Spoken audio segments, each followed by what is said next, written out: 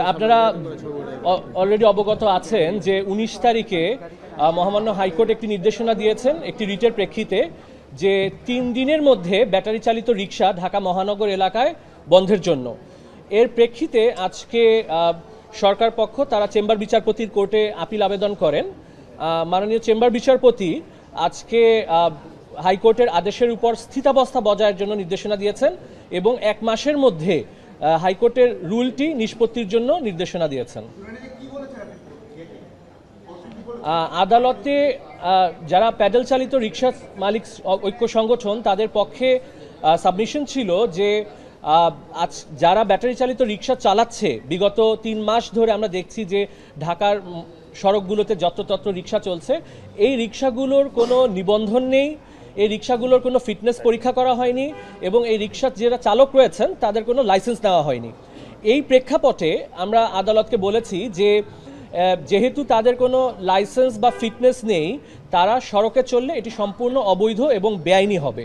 এবং তার সাথে আমরা আদালতকে বলেছি যে আপনারা অবগত আছেন যে ১৯শে নভেম্বর জাহাঙ্গীরনগর বিশ্ববিদ্যালয়ের মার্কেটিং ডিপার্টমেন্টের একজন ছাত্রী তিনি তার নিজের ক্যাম্পাসে চলাচলের সময় ব্যাটারি চালিত রিক্সার ধাক্কায় মর্মান্তিকভাবে মৃত্যুবরণ করেন এবং এই রিক্সাগুলো চলাচলের কারণে আজকে আপনারা দেখবেন যে বিভিন্ন সড়কে দুর্ঘটনা ঘটছে, জনগণের যে নিরাপদ সড়কের আকাঙ্ক্ষা এটি ব্যাহত হচ্ছে।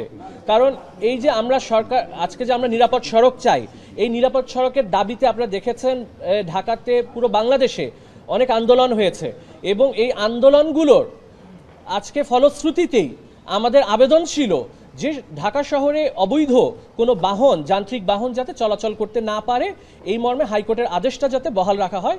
মাননীয় চেম্বার বিচারপতি উনি আদেশটি স্থগিত করেননি, উনি স্থিতাবস্থা বজায় রেখেছেন, যেটির মানে হচ্ছে যারা এখন বিদ্যমান ঢাকায় ব্যাটারি চালিত রিক্সা চালাচ্ছেন বা চলছে, এই রিক্সাগুলো চলাচলে কোনো বাধা নেই। কোর্ট তো এই ব্যাটারি চালিত রিক্সা নিয়ে একটু অসন্তোষ প্রকাশ করেছে যে এগুলো কিভাবে চলছে। জি, কি বলেছেন কোর্ট? যে এক্ষেত্রে আমাদের মাননীয় অ্যাটর্নি জেনারেল যিনি সরকারের পক্ষে ছিলেন উনি বলেছেন যে এদের যারা ব্যাটারি চালিত রিক্সা চলছে ঢাকা শহরে তাদের লাইভলিহুডের একটা বিষয় চলে আসছে, যে তাদের জীবিকার প্রশ্নটা এখানে চলে আসে। কারণ এখানে আমরা দেখছি যে প্রায় কয়েক লাখ লোক এই ব্যাটারি চালিত রিক্সার এই পেশার সাথে জড়িত। এখন হঠাৎ করে একটি আদেশ হলে এই লোকগুলো তাদের পরিবারকে নিয়ে তারা কিভাবে জীবিকা নির্বাহ করবে, এই একটি কনসার্ন আদালতের ছিল এবং এই কনসার্নটি থেকেই আদালত আজকে স্থিতাবস্থা দিয়েছেন। কারণ যেখানে জীবিকার প্রশ্ন, লাখ লাখ মানুষের জীবিকার প্রশ্ন, এই বিষয়টি আদালত গুরুত্ব অনুধাবন করেছেন এবং এই জন্যই স্থিতাবস্থা দিয়েছেন। কিন্তু এই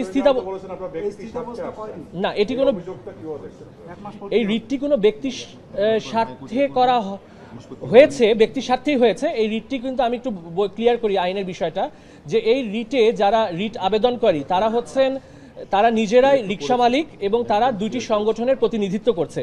it is a private interest litigation and partially it also concerns with public safety. এখানে জননিরাপত্তার বিষয় রয়েছে। কারণ যারা আজকে প্যাডেল চালিত রিক্সা চালাচ্ছেন তারা কিন্তু এদেশের নাগরিক, তারা কিন্তু আক্রান্ত হচ্ছেন এই ব্যাটারি চালিত রিক্সা দ্বারা, তারা দুর্ঘটনার সম্মুখীন হচ্ছেন সড়কে। কাজেই এটি শুধু প্রাইভেট ইন্টারেস্ট না, এখানে তারা জনস্বার্থেরও একটি বিষয় রয়েছে এখানে।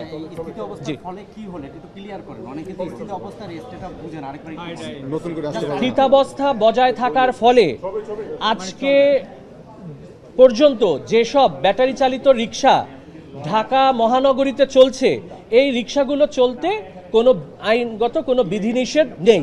কিন্তু আপিল বিভাগের চেম্বার বিচারপতি বলেছেন আমাদের রুলটি 1 মাসের মধ্যে নিষ্পত্তি করে দেওয়ার জন্য। চূড়ান্ত সিদ্ধান্তটি রুল নিষ্পত্তির পরেই হবে যে এই ব্যাটারি চালিত রিক্সা ঢাকা মহাসড়কে চলবে কি চলবে না।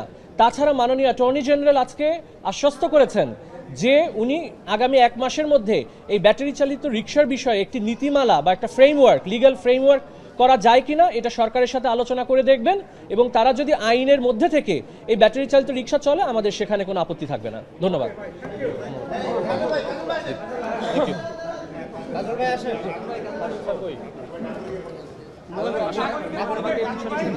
নাগরিকের প্রতিনিধি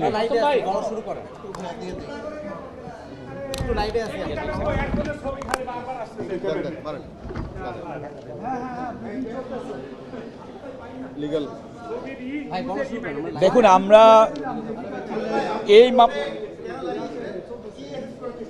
আমি আদালতকে বলেছি যে মামলাটি ইতিপূর্বে হাইকোর্ট বিভাগে এই ধরনের যন্ত্রচালিত রিক্সা মহাসড়কে চলাচল করা বন্ধ করা হয়েছিল, হাইকোর্ট বিভাগে ইতিপূর্বে যে রায়টি হয়েছিল সেই রায়টি আমি একটি পক্ষ ছিলাম।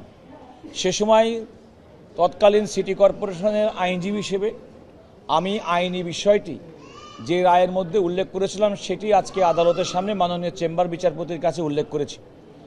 আমি আদালতের অনুমতি নিয়ে নাগরিকদের পক্ষে এই কথা বলেছি যে এই ব্যাটারি চালিত রিক্সা কারণে আমাদের জনজীবন কিভাবে ব্যাহত হচ্ছে। অ্যাট দ্য সেম টাইম আমি এটাও বলেছি যে যারা এই ব্যাটারি চালিত রিক্সার উপরে জীবন নির্বাহ করেন তাদের বিষয়টিও আমাদেরকে অত্যন্ত মানবিকভাবে দেখতে হবে। তবে যেহেতু সর্বোচ্চ আদালতের একটি বিষয় একটা আইনি কাঠামোর মধ্যে না এনে যেন কোনো রকম কোনো সিদ্ধান্ত গ্রহণ করা না হয়। যেমন আমাদের লার্নেড বন্ধু ব্যারিস্টার সানজিদ সিদ্দিকী উল্লেখ করেছেন, বাস্তব কথা হচ্ছে আমাদের যে সমস্ত যন্ত্রচালিত গাড়ি, আমাদের প্রাইভেট কার, ট্রাক, বাস, এগুলো কিন্তু সড়ক পরিবহন আইন দ্বারা এবং সেক্ষেত্রে লাইসেন্স নেওয়া হয়, ড্রাইভারদের লাইসেন্স দেওয়া হয়। এমনকি যদিও ঢাকা শহরে রেজিস্ট্রেশনের বাইরে অনেক বেশি সংখ্যক রিক্সা চালিত হয়, তারাও কিন্তু সিটি কর্পোরেশনের লাইসেন্স প্রত্যেকটা রিক্সার পিছনে কিন্তু দেখবেন যে নাম্বার লেখা আছে। অর্থাৎ একটা আইনি কাঠামোর মধ্যে এই সমস্ত যন্ত্রগুলো, পরিবহনগুলো চলাচল করে। আমার মূল বক্তব্য ছিল যে একটা আইনি কাঠামোর মধ্যে এগুলোকে আনা উচিত এবং তারপরে এগুলো চালানো উচিত, কারণ নইলে কোনো ধরনের দায়বদ্ধতা কারো থাকবে না। আমরা এই মহানগরীতে বসবাস করি, আমরা এদেশের নাগরিক, আমাদের দরিদ্র জনগোষ্ঠী যারা জীবন জীবিকা তাদের প্রতি যেমন আমাদের সহানুভূতি আছে, আবার এটাও চিন্তা করতে হবে যে আমরা কিন্তু একটা আইন দ্বারা পরিচালিত সমাজে বসবাস করি, যে সমাজে সব কিছু নিয়ন্ত্রিত হয় আইন দ্বারা।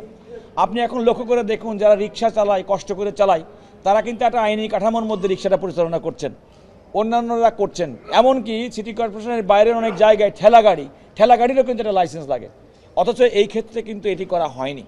তো আমাদের মূল বক্তব্য ছিল যে সরকার ইচ্ছা করলে একটা বিধি করতে পারেন, একটা নীতিমালা করতে পারেন, একটা আইনের কাঠামোর মধ্যে এনে তারপরে এগুলো দিতে পারেন। মূল কথা ছিল যে আইনের মধ্যে এবং আইনি কাঠামোর বাইরে কোনো ধরনের কোনো রকম কার্যক্রম কোনো পক্ষেরই পরিচালনা করা যেমন উচিত না। এবং আমি আদালতকে বলেছি, আদালত যেহেতু আইনের ইন্টারপ্রিটেশন দেন, আইনের ব্যাখ্যা দেন, আইনের মধ্যে যদি এমন কোনো বিধান না থাকে তাহলে আইন যেন সেভাবে পরিচালিত হয় সেই মর্মে আদালত নির্দেশনা দেন, এমনটি আমি আদালতের কাছে বলেছিলাম।